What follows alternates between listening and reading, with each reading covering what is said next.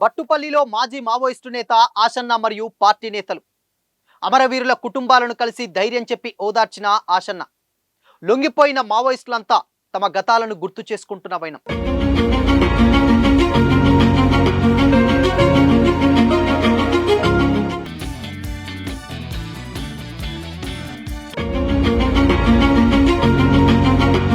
నమస్తే, welcome to Disha TV. Kazipet మండలం బట్టుపల్లిలో అమరవీరుల కుటుంబాలను మావోయిస్టు కేంద్ర కమిటీ సభ్యులు తక్కలపల్లి వాసుదేవరావు అలియాస్ ఆషన్న, రాష్ట్ర కమిటీ సభ్యులు భాస్కర్ యాదగిరితో పాటు పలువురు నేతలు అమరవీరుల కుటుంబాలను కలిసి మాట్లాడారు. పీపుల్స్ వార్గా ఉన్న సమయంలో బట్టుపల్లి షెల్టర్గా ఉండడంతో పాటు ఇక్కడి నుంచే కార్యకలాపాలు నిర్వహించారు. వరంగల్, హన్మకొండ, కాజీపేటతో పాటు గ్రేటర్ పరిధిలో ఆషన్న కార్యకలాపాలు నిర్వహించారు. పీపుల్స్ వార్ ఉద్యమానికి బాసటగా నిలిచారు. ఆషన్న 30 ఏళ్ల క్రితం ఈ ప్రాంతం నుంచే కార్యకలాపాలు మొదలుపెట్టి రాష్ట్ర కేంద్ర పార్టీలో పలు బాధ్యతలను సైతం నిర్వర్తించారు. 2 నెలల క్రితం లొంగిపోయిన ఆషన్న ఒకసారి బట్టుపల్లి ప్రాంతవాసులను కలిసేందుకు వచ్చారు. ఈ గ్రామం నుంచి పీపుల్స్ వార్లో పనిచేసి చనిపోయిన వారి కుటుంబాలను కలుస్తున్నారు. వారితో మాట్లాడడంతో పాటు వారిని ఓదారుస్తున్నారు. అప్పుడు తనతో పనిచేయడంతో పాటు గ్రామానికి చెందిన వారు కూడా పలువురు ఎన్కౌంటర్లో చనిపోయారు. ఆయనతో పాటు 8 మంది సభ్యులున్నారు. ఛత్తీస్గఢ్ పోలీసులు బందోబస్తు ఉండగా బట్టుపల్లిలో ఓ ఫంక్షన్ హాల్లో ఆయన ఉద్యమంలో పనిచేసిన వారితో మధ్యాహ్నం సమావేశం కానున్నారు.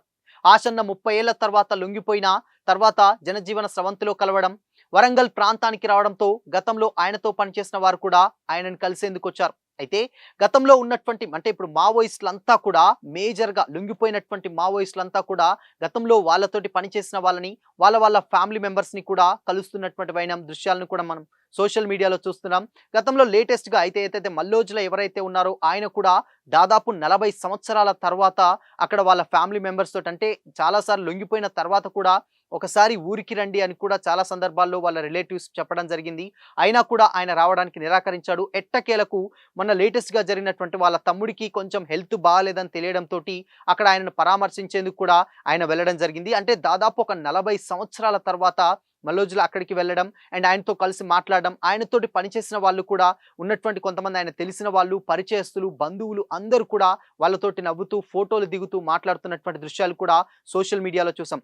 ఇప్పుడు లేటెస్ట్గా ఆషన్న ఏదైతే ఇప్పుడు ఆయన ఆ ప్రాంతంలో కలిసి పనిచేసినటువంటి ఎవరైతే మెంబర్స్ ఉన్నారో వాళ్ళందరూ కూడా గతంలో ఆయనతోటి పనిచేసినటువంటి వాళ్ళు ఎన్కౌంటర్లో చనిపోవడం అండ్ దాని తర్వాత కొంతమందిలో కూడా ఇలాంటి సిచ్యువేషన్స్లో వాళ్ళ ఫ్యామిలీలు కూడా చాలా మంది బాధపడుతున్నటువంటి వైనం కూడా మనం చూస్తున్నాం.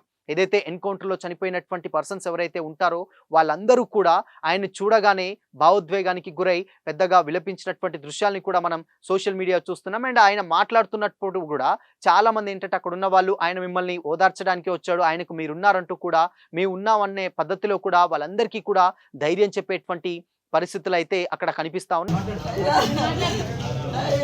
వచ్చి మాట్లాడతాడు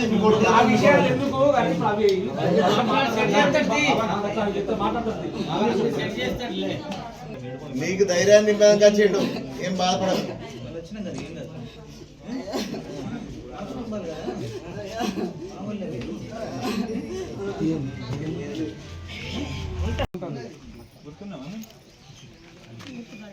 ఏదైతే రాష్ట్రంలో ఇప్పటి వరకు కూడా మావోయిస్టులు అంటే మార్చి 7 తారీఖున కూడా దాదాపు ఒక 100 మందికి పైగా మావోయిస్టులు లొంగిపోయారన్నటువంటి దృశ్యాలు కూడా మనం సోషల్ మీడియాలో చూసాం. ఏదైతే కేంద్ర ప్రభుత్వం తీసుకొచ్చినటువంటి ఆపరేషన్ ఖగార్ ఏదైతే ఉందో అక్కడి నుంచి వెళ్ళి మావోయిస్టులంతా కూడా మేజర్గా ఎన్కౌంటర్ అవ్వడం, దాని తర్వాత లొంగిపోవడం, భారీ లొంగుబాట్లు కూడా జరుగుతున్నటువంటి దృశ్యాలను కూడా మనం చూస్తున్నాం. ఏదైతే ఎక్కువగా అంటే సీసీ మెంబర్స్ ఎవరైతే ఉన్నారో హయ్యర్ క్యాడర్లో ఉన్నటువంటి మావోయిస్టులంతా అదైతే దేవ్జీ కావచ్చు అండ్ దాని తర్వాత రాజిరెడ్డి కావచ్చు, దాని తర్వాత ఇలాంటి నూనె నరసింహారెడ్డి ఇలాంటి మావోయిస్టు అగ్రనేతలంతా కూడా ఇప్పుడున్నటువంటి పరిస్థితులలో డెఫినెట్గా బయటికి వచ్చి పోరాటాలు, ప్రజా పోరాటాలు చేస్తే తప్పితే అక్కడ ఆయుధం పట్టుకొని అడవిలో ఉండటం ఇప్పుడున్నటువంటి పరిస్థితుల్లో కరెక్ట్ కాదన్నటువంటి ఉద్దేశంతో మేజర్గా ఉన్నటువంటి నాయకులంతా కూడా వచ్చి లొంగిపోయినటువంటి దృశ్యాలు చూసాం. ఏదైతే ఇప్పుడున్నటువంటి పరిస్థితుల్లో అంటే మార్చి 31 వరకల్లా మావోయిస్ట్ రహిత దేశంగా ఇండియాని మేము తీర్చిదిద్దుతామని కూడా కేంద్ర ప్రభుత్వం చేపట్టినటువంటి ఆపరేషన్ ఖగార్ ఏదైతే ఉందో అక్కడి నుంచి వెళ్ళి ఈ లొంగుబాట్లు అనేది భారీగా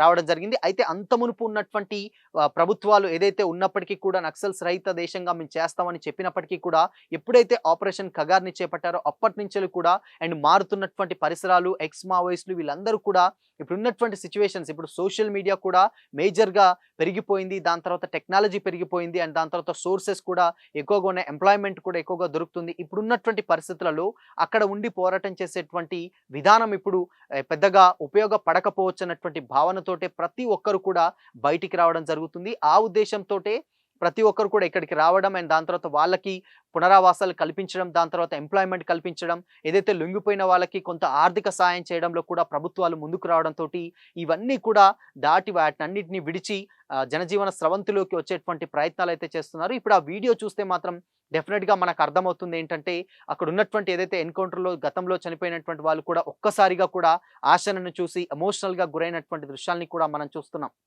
ఆయనతోటి పనిచేసిన వాళ్ళు కావచ్చు, ఆయనతోటి పనిచేసిన తర్వాత ఎన్కౌంటర్‌లో చనిపోయినటువంటి వాళ్ళు చాలా మంది కూడా అక్కడ ఆ ప్రాంతంలోనే ఎక్కువగా ఆయన కార్యకలాపాలు స్టార్ట్ చేశారు. అక్కడి నుంచెల్లే మావోయిస్టు పార్టీలో అక్కడ సెంట్రల్ దాకా ఎదిగినటువంటి దృశ్యాలను కూడా, అంటే ఇప్పటివరకు కూడా ఆయన ఎదిగినటువంటి తీరు, ఆయన ఎక్కడైతే మనం స్టార్ట్ చేశామో అక్కడ ఉన్నటువంటి పరిస్థితులను, అక్కడ ఉన్నటువంటి కుటుంబాలను మరొక్కసారి దాదాపు 30 ఏళ్ల తన సుదీర్ఘమైనటువంటి ఉద్యమంలో లొంగిపోయిన తర్వాత అక్కడికి రావడం, ఆయనతో పనిచేసినటువంటి వాళ్ళ ఫ్యామిలీలను కలవడం, అండ్ వాళ్ళని కూడా ఎమోషనల్‌గా కూడా ఇవన్నీ కూడా సోషల్ మీడియాలో అయితే మేజర్‌గా వైరల్ అవుతూనే ఉన్నాయి. ఇప్పటి వరకు కూడా అంటే ఏదైతే కేంద్ర ప్రభుత్వం తీసుకొచ్చినటువంటి ఆ విధానం, ఆపరేషన్ కగారు విధానం ఏదైతే ఉందో అప్పటి నుంచెల్లి కూడా మావోయిస్టులు పెద్దగా అంటే బయటికి వచ్చి లొంగిపోయేటువంటి సిచ్యువేషన్స్ కూడా ఎక్కువగా చూస్తున్నాం. ఇక ఇప్పుడు ఉన్నటువంటి మేజర్‌గా ఉన్నటువంటి నాయకులంతా కూడా లొంగిపోయినటువంటి సిచ్యువేషన్స్ అయితే కనబడుతున్నాయి. ఇక మీదట మార్చ్ 31 అంటే కేవలం ఇంకొక 20 రోజులు మాత్రమే ఉంది.